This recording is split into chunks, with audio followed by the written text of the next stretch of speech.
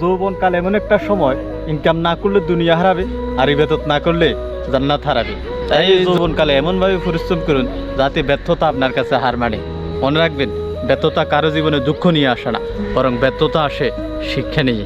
প্রতিটি বন্ধ চোখ ঘুমায় না, এবং কিছু কিছু খোলা চোখ দেখতে পায় না। তাই চোখ কান নাক ভালো করে খুলে রাখে অন্বেষণ করুন কীভাবে সফলতা অর্জন করা যায়। সফল হওয়ার উপায় কি সেটা জানি না, তবে ব্যর্থ হওয়ার চাবিকাঠি হচ্ছে অলসতা। সফলতা অর্জন করতে গিয়ে কেউ যদি আঘাত করে, মনে রাখবে উঠে দাঁড়াতে একটি হাত লাগে এবং ঘুরে দাঁড়াতে একটি আঘাত লাগে। তুমি নিজেকে সাগরের মতো তৈরি করো, কখনো উত্তাল, কখনো মৃদু এবং কখনো বা শান্ত।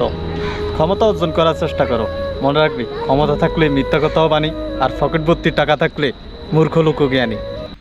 আমরা কাকা বাচ্চি বাইর হয়েছি সকাল সকাল সূর্যের আলো উপভোগ করতে। আমু আমু কিরকম লাগতেছে দেখেন তো, আজকের ওয়েদারটা একটু কুয়াশাচ্ছন্ন না, কুয়াশা চারদিকে, কিন্তু এত একটা ঠান্ডা নেই। এমনিতে কুয়াশায় ভরপুর, কিন্তু ঠান্ডা নেই। আমু আমু কেমন লাগে?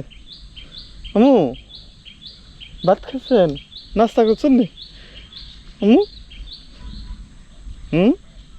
আপনারা দেখা যায় সবাই সালাম দেন, বলেন আসসালামু আলাইকুম, বলেন বলেন।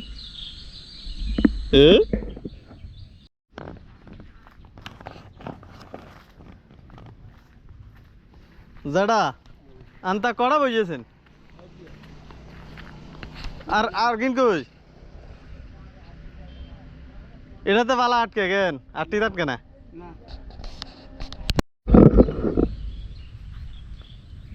ঘাসের উপরে, কচু গাছের উপরে কুয়াশা পড়ে যাচ্ছে।